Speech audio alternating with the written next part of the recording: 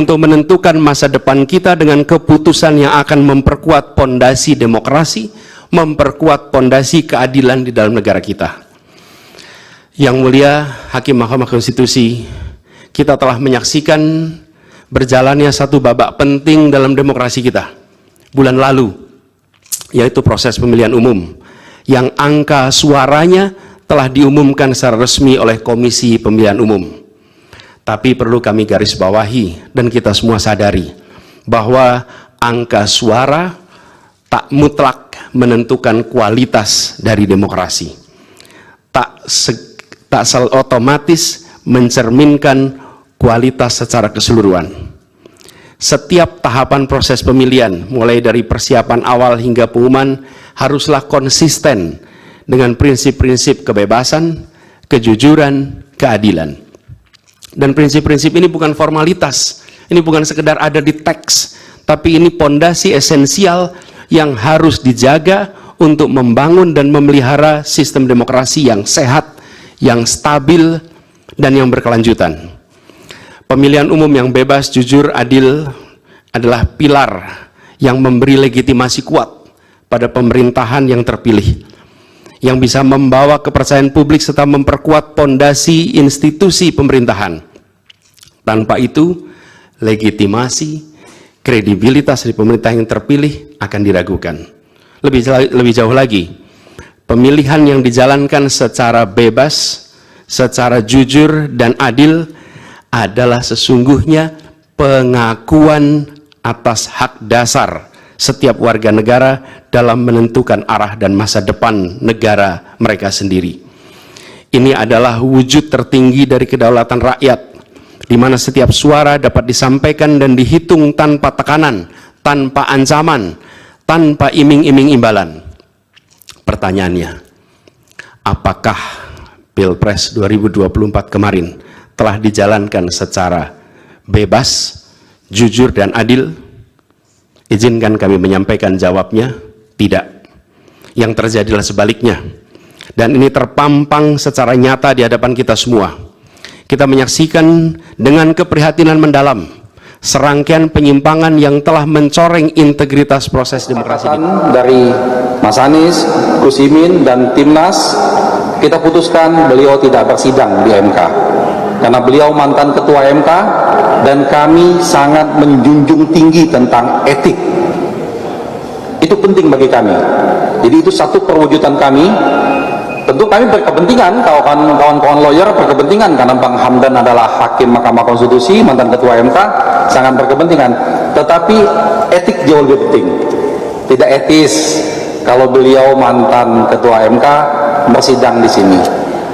Bagi kami itu yang penting. Oh ya, nanti pada waktunya kami akan mengajukan kepada Majelis Konstitusi untuk menghadirkan beberapa pejabat-pejabat yang kami mintakan nanti. Tapi itu keputusannya kepada majelis nanti menerima atau tidak. Karena kami tidak punya kemampuan untuk menghadirkan menteri-menteri tersebut. Tapi ini hal yang penting sebetulnya untuk membuka cerita fakta sebenarnya bagaimana tentang misalnya Menteri Keuangan, penggunaan anggaran negara kita, bagaimana tentang Menteri Sosial, penyaluran bansos-bansos kita. Itu penting sekali sebetulnya supaya masyarakat tahu dan kita betul-betul bisa memahami secara utuh, dan sehingga yang tadi kami sampaikan di awal tentang terjadinya pengkhianatan konstitusi, MK sebagai penjaga konstitusi kita dapat memberikan putusan yang seadil-adilnya. Seperti itu.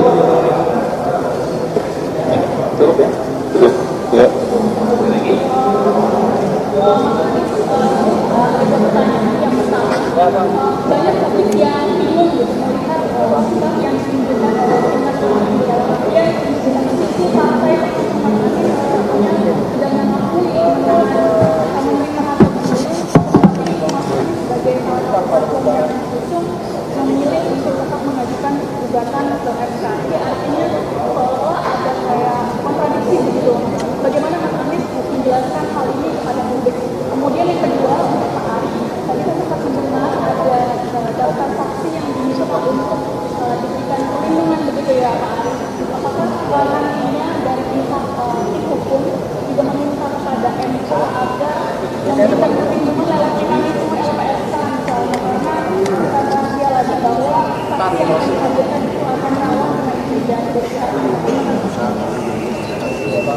dari yang kedua dulu.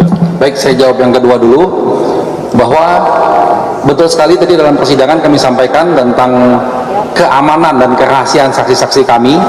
Jadi kami mohon itu nama-nama bisa dimasukkan belakangan, karena dari sekian banyak saksi kami sudah banyak yang mengundurkan diri, karena mereka terutama di Jawa Tengah dan Jawa Timur, mereka mengalami intimidasi, mereka mengalami kriminalisasi, dan itu terjadi. Faktanya bisa kita buktikan. Tapi alhamdulillah masih ada yang punya keberanian yang akan siap bersaksi. Sehingga nanti kami akan mencoba mengajukan tentang perlindungan saksi ini ke LPSK.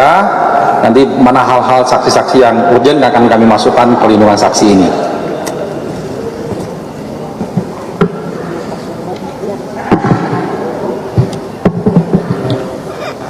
Saya rasa bisa dicek terkait dengan partai-partai pengusung, semuanya mendukung proses pengajuan ini ke MK. Jadi clear di situ, semua memberikan dukungan dan semua ikut mengawal secara langsung. Jadi tidak ada pertanyaan terkait dengan proses di MK ini apakah didukung atau tidak. Didukung sepenuhnya. Silakan nanti Anda cek konfirmasi juga ya. Dan mengapa kita memilih ke MK? Karena kita ingin agar konstitusi kita terjaga pelaksanaannya. Itulah sebabnya kita datang ke majelis yang mulia ini. Ini adalah mahkamah tertinggi yang menjaga praktek konstitusi. Yang kita saksikan beberapa waktu terakhir ini adalah terjadinya penyimpangan-penyimpangan. Dan penyimpangan-penyimpangan ini sebagian besar terjadi pra pencoblosan, bukan justru pada hari pencoblosan dan sesudahnya. Walaupun ada, tapi porsi yang terbesar adalah pra pencoblosan. Dan kami melaporkan ke sini mengharapkan keadilan dari majelis hakim di Mahkamah Konstitusi, bukan semata-mata untuk kepentingan paslon nomor 1, nomor 2, nomor 3, tapi untuk mengembalikan real perjalanan konstitusional bangsa kita. Jangan sampai kita meleset, jangan sampai kita tergelincir, karena perjuangan menghadirkan demokrasi itu luar biasa besar. Jangan sampai peristiwa pemilu pilpres yang penuh dengan penyimpangan ini kemudian menjadi kebiasaan baru, budaya baru, akhirnya jadi karakter bangsa. Itulah sebabnya kita ke Mahkamah Konstitusi, karena ini bukan persoalan teknis-teknis semata, tapi ini soal mengembalikan marwah pelaksanaan konstitusi dan menjaga agar selalu berada di relnya yang tepat. Itulah sebabnya kami ke Mahkamah Konstitusi, dan kami percaya kepemimpinan di Mahkamah Konstitusi ini dan para hakim di Mahkamah Konstitusi akan berani mengambil keputusan-keputusan yang benar, keputusan-keputusan yang adil, keputusan-keputusan yang jujur, keputusan-keputusan yang nanti akan dinilai di hadapan Tuhan Yang Maha Kuasa dan dinilai di hadapan generasi masa depan Indonesia, anak cucu kita.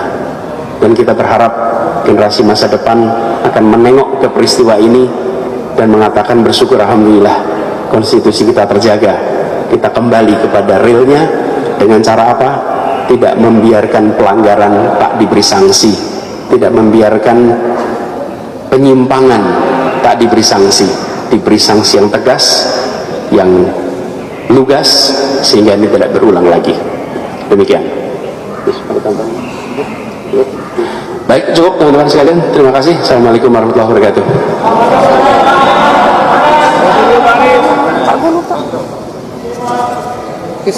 Saya fotonya dari atas.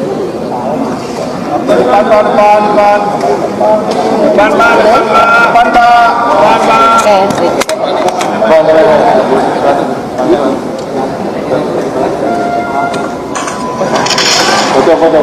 Nanti rusak. Ini sih. Ya, mau foto. Ini. Oke, siap. Mbak, 1, 2.